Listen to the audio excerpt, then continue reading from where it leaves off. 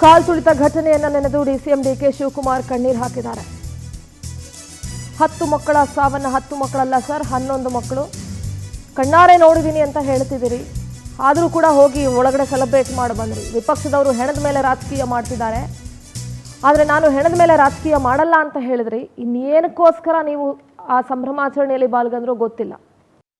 We didn't have any option. ನಾವು ಯಾರು ಇಂತಹ ಪರಿಸ್ಥಿತಿ ನಮ್ಮ ರಾಜ್ಯದಲ್ಲಿ ನಿರ್ಮಾಣ ಆಗ್ತದೆ ಅಂತ ನಾವು ಅಪೇಕ್ಷಿಸಿಲ್ಲ.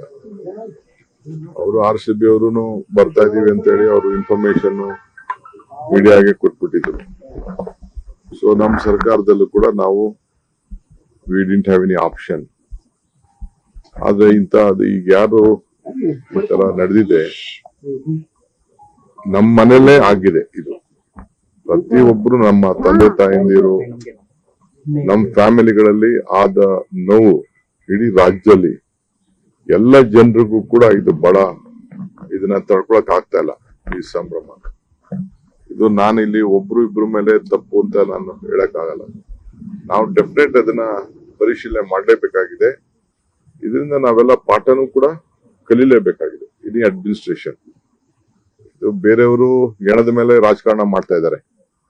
ಕುಮಾರಸ್ವಾಮಿ, ಬಿಜೆಪಿ ಇವರೆಲ್ಲ ಅವ್ರದ್ದು ವೃತ್ತಿ ಅದು. ಎಣದ ಮೇಲೆ ರಾಜಕೀಯ ಮೊದ್ಲಿಂದನೂ ಅವರು ನಡ್ಸ್ಕೊಂಡು ಬಂದಿದ್ದಾರೆ. ಬೇಕಾದ್ರೆ ನಾನು ದೊಡ್ಡ ಪಟ್ಟಿ ಕೊಡ್ತೀನಿ. ಅವ್ರವ್ರ ಅಡ್ಮಿನಿಸ್ಟ್ರೇಷನ್ ಗಳಲ್ಲಿ ಏನೇನಾಯ್ತು ಅಂತ ನಾನ್ ರಾಜಕಾರಣ ಅವ್ರ ತರ ರಾಜಕಾರಣ ಮಾಡ್ಲಿಕ್ಕೆ ನನಗೆ ಇಷ್ಟ ಇಲ್ಲ. ಬಟ್ ನನಗೆ ಐ ಆಮ್ ವರಿಡ್ ಅಬೌಟ್ ಆ ಪಾಪ ಮಕ್ಕಳು, ಆ ಚಿಕ್ಕ ಮಕ್ಕಳು ಬಹಳ ನಾನು ನೋಡಿದೆ ಅಂತ 15 ವರ್ಷ ಮಕ್ಕಳು ಎಲ್ಲ ಈ ರೀತಿ ಆಗಿದ್ದು. 10 ಜನ ನಾನು ನೋಡಿದೀನಿ ನನ್ನ ಕಣ್ಣಲ್ಲೇ. ಯಾವ ಫ್ಯಾಮಿಲಿನೂ ಡೈಜೆಸ್ಟ್ ಮಾಡ್ಕೊಳಕ್ ಸಾಧ್ಯ ಇಲ್ಲ. ಪೊಲೀಸ್ ಕಮಿಷನರ್ ಅವರು ನನಗೆ ಇಮಿಡಿಯೇಟ್ ಆಗಿ 10 ಮಿನಿಟ್ಸ್ ಅಲ್ಲೇ ಕ್ಲೋಸ್ ಮಾಡ್ಸಕ್ಕೆ ಒಂದು ಮಾಡಿ ಅಂತ ಹೇಳಿದ್ರು. ಇಮಿಡಿಯೇಟ್ ನಾನು ರಶ್ ಮಾಡಿದೆ ಅಲ್ಲಿಗೆ. ಪಾಪ ಅವ್ರ ಪೊಲೀಸ್ ಕಮಿಷನರ್ ಬಂದು ಹೇಳಿದ್ರು, ಇತ್ತಿರಿ 1-2 ಏನೋ ಹೆಚ್ಚು ಕಮ್ಮಿ ಆಗಿದೆ, ಸ್ವಲ್ಪ ಇಮಿಡಿಯೇಟ್ ಆಗಿ ರಶ್ ಮಾಡಿ 10 ನಿಮಿಷದಲ್ಲಿ ಮುಗಿಸಕ್ಕೆ ನೀವು ಏರ್ಪಾಟ್ ಮಾಡಿ ಅಂತ ಅನ್ಬಿಟ್ಟು ನಾನು ಇವರು ಮ್ಯಾನೇಜ್ಮೆಂಟ್ ಅವರು KCA ಮ್ಯಾನೇಜ್ಮೆಂಟ್ ಅವರು ಹೋಗಕ್ ಆಗ್ತಿರ್ಲಿಲ್ಲ. ಇನ್ನು ಡಿಕೆ ಶಿವಕುಮಾರ್ ಕಣ್ಣೀರು ಹಾಕಿರೋ ವಿಚಾರಕ್ಕೆ ಅಶೋಕ್ ಹಾಗೆ BY ವಿಜೇಂದ್ರ ಕೌಂಟರ್ ಕೊಟ್ಟಿದ್ದಾರೆ.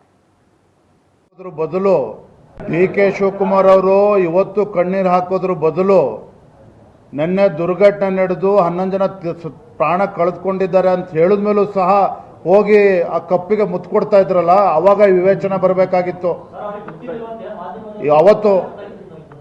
ಅವತ್ತು ನಿನ್ನೆ ದಿನ ವಿವೇಚನೆ ಇರಬೇಕಿತ್ತು ಅವರಿಗೆ. ಡಿಕೆ ಶಿವಕುಮಾರ್ ಅವರು ಇವತ್ತು ಕಣ್ಣೀರು ಹಾಕೋದು. So this is not really fair. RCB ಫ್ರಾಂಚೈಸಿಗಾಗಿರಲಿ, ಕರ್ನಾಟಕ ಸ್ಟೇಟ್ ಕ್ರಿಕೆಟ್ ಅಸೋಸಿಯೇಷನ್ಗಾಗಿರಲಿ ಅಥವಾ ಸರ್ಕಾರಕ್ಕಾಗಿರಲಿ, ನೀವೆಲ್ಲರೂ ಇದರಲ್ಲಿ ಪಾಲ್ದಾರರು, ನೀವೆಲ್ಲರೂ ಇದರಲ್ಲಿ ಜವಾಬ್ದಾರಿಯುತರು. ಇವತ್ತು ಆ ಕುಟುಂಬದ ಕಣ್ಣೀರನ್ನು ಒರೆಸೋದಕ್ಕೆ ನಿಮಗೆ ಸಾಧ್ಯ ಇಲ್ಲ. ಅಟ್ಲೀಸ್ಟ್ ನಿಯತ್ತಿನಿಂದ ತನಿಖೆ ನಡೆದು